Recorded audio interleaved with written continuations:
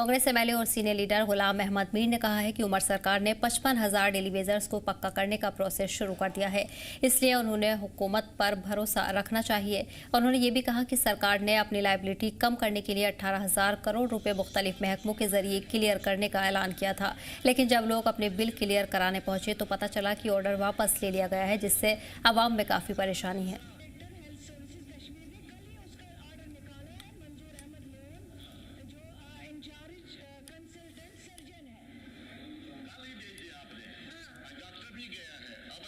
सरकार की तरफ से क्लियर कट आया है 55,000 जो कैजुअल डेलीवेजर्स है जिनका बैकग्राउंड दिया है डिपार्टमेंट्स ने, उनको हम रेगुलराइज करेंगे। मेरे ख्याल से उस पर इत्मीनान रखना चाहिए। सर, सरकार ये भी कह रही है वो तो हर साल के आखिर में होता है, कोई नई बात नहीं है। साल के आखिर में ऐसी कोताहियाँ आ जाती है। अभी तो ये भी रिपोर्ट्स है कि सरकार ने बहुत सारे ड्यू पेमेंट्स को रिलीज़ किया है, ऑर्डर गया है।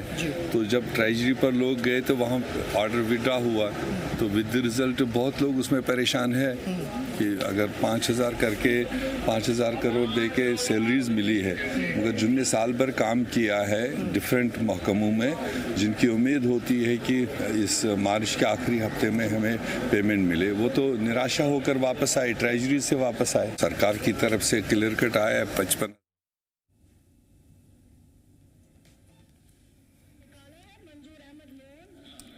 वहीं आपको बता दें कि 55,000 डेलीवेजर्स को पक्का करने की पहल की जा रही है, सरकार की तरफ से ऐलान किया गया है। वहीं हुकूमत पर एतबार रखने की भी लोगों से अपील की जा रही है। बता दें कि इस दौरान 18,000 करोड़ क्लियर करने का ऐलान हुआ है।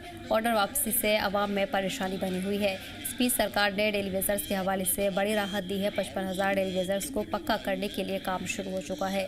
इस दौरान आपको बताते चले कि 18,000 करोड़ रुपए मुख्तलिफ महकमों के जरिए क्लियर करने का ऐलान किया गया था, लेकिन जब लोग अपने बिल क्लियर कराने पहुंचे तो उन्हें पता चला कि ऑर्डर वापस ले लिया गया है, जिससे आवाम में काफ़ी परेशानी है।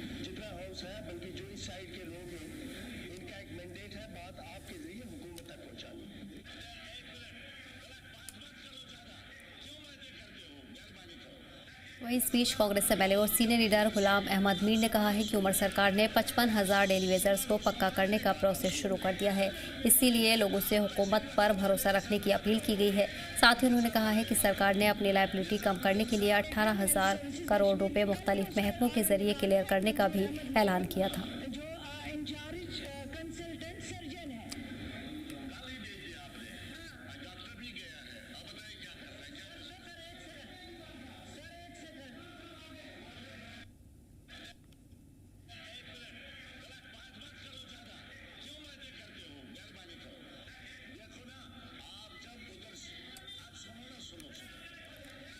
इस पर जानकारी के लिए हमारे नुमाइंदे ख्वाहिश हो गए हैं। ख्वाहिश लंबे वक्त से डेलीवेजर्स की परमानेंट करने की मांग रही है, लेकिन अब ये राहत भरी खबर आई है कि सरकार ने कहा है 55,000 डेलीवेजर्स को पक्का करने का जो प्रोसेस है वो शुरू कर दिया गया है।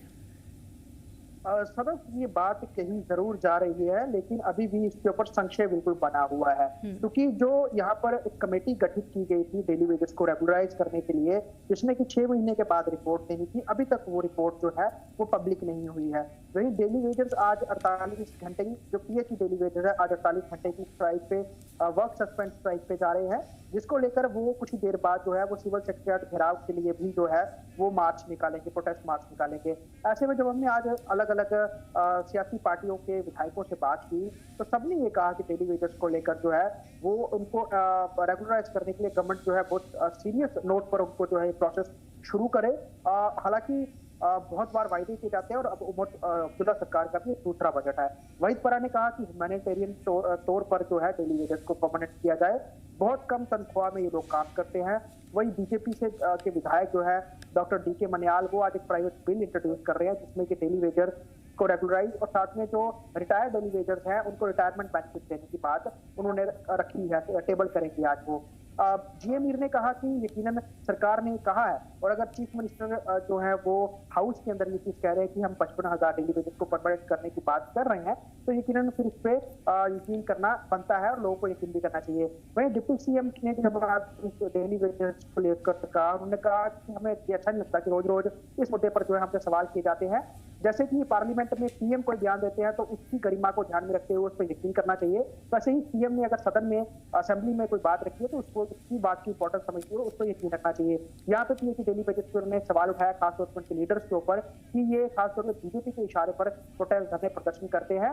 वो लोग नॉन सीरियस असेंबली को लेकर, कहीं ना कहीं बीजेपी के विधायक जो है वो भी असेंबली को नॉन सीरियस है, ऐसा जो इल्जाम है वो डिप्टी सीएम ने लगाया। साथ ही साथ उन्होंने ये भी कहा कि अगर हम इतने ज्यादा नंबर पे डेली वेजेस को रेगुलराइज करते हैं तो गवर्नमेंट के ऊपर बहुत बड़ा फाइनेंशियल बोझ पड़ेगा, जिसको उठाने के लिए अब सरकार बिल्कुल भी सक्षम नहीं है। उन्होंने ये कहा कि अगर सरकार सेंट्रल गवर्नमेंट जो है 5,000 करोड़ का असिस्टेंस सहायता नहीं देती तो मार्च महीने की सरकारी मुलाजमों की तनख्वाह देना जो है मुश्किल हो रही थी। ऐसे में अलग अलग बयान मिल रहे हैं जहाँ पे एक और रेगुलराइज करने की बात चल रही है। वहीं डिप्टी सीएम ये कह रहे हैं कि मैं ट्रेजरी में जो है वो आप कह सकते हैं कि इतने पैसा नहीं है कि हम तनख्वाहें भी दे सके हैं, हमें केंद्र से मदद मिल रही है, हम उस पर डिपेंडेंट है। तो बड़ी सारी चीज आपस में कॉन्ट्राडिक्टरी है। तो इसको देखते हुए डेली वेजर भी यही देख रहे हैं कि सद हाउस ये दूसरा बजट लग रहा है। पिछले साल भी वायदा किया गया था, चुनाव के समय वायदा किया गया था हम जीत के आएंगे, आपके मुद्दे हल करेंगे। पहला बजट आया, उसके बावजूद भी कोई रिजल्ट नहीं आया। दूसरा बजट आया, इसको उसमें भी डेली वेजर को बिल्कुल भरोसा नहीं है सरकार के ऊपर, तो वो प्रदर्शन कर रहे हैं। तो यकीनन यहाँ पर सरकार पे बहुत ज्यादा जो है वो प्रेशर है, क्योंकि ये दूसरा बजट है, इसके बाद आगे और बजट आएंगे तो तब भी नजर रहने वाली है। हालांकि फेज वाइज मैनर में डेली बजट को परमानेंट करने की बात की जा रही है। अब किस तरह से सरकार को करती है ये देखना लाजमी रहेगा, क्योंकि एक तरफ वो कह रहे हैं कि हमारी ट्रेजरी खाली है, दूसरा अगर इतने लोगों को अगर वो परमानेंट करते हैं तो यकीनन वो एक हाई इससे ज्यादा अभी जो तनख्वाह ले रहे हैं इससे ज्यादा की सैलरी में स्लैब में वो लोग आ जाएंगे, तो ऐसे में सरकार कैसे तनख्वाह देगी। एआईपी के जो विधायक हैं शेख खुर्शीद, उन्होंने ये कहा कि सरकार ये कहती है कि हमारे ट्रेजरी खाली है, तो वो जो गरीबों से जो टैक्सेस वसूल रहे हैं, जो बिल्स वसूल रहे हैं, चाहे वो बिजली के हो या पानी के हो, अलग अलग तरीके से, तो वो इतना रेवेन्यू इतना पैसा कहाँ जा रहा है, सरकार उसका भी जवाब दे। वहीं जो कैट की एक रिपोर्ट आई है जिसमें कि बीजेपी विधायक बलवंत मनकोटिया ने कहा कि 1500 करोड़ का लगभग घोटाला हुआ है, ये भी एक बात सामने आ रही है। तो हम देख रहे हैं कि अलग अलग चीजें सदन में सामने आ रही है, जिसको लेकर सरकार पे कई सारे सवाल उठ रहे हैं। वही सबसे बड़ा प्रेशर डेली वेजेस को लेकर है और डेली वेजर आज सदन का घेराव भी करने जा रहे हैं। जी सदन। जी बिल्कुल ठीक है, ख्वाहिश तमाम जानकारी के लिए बहुत बहुत शुक्रिया, पढ़ेंगे आगे।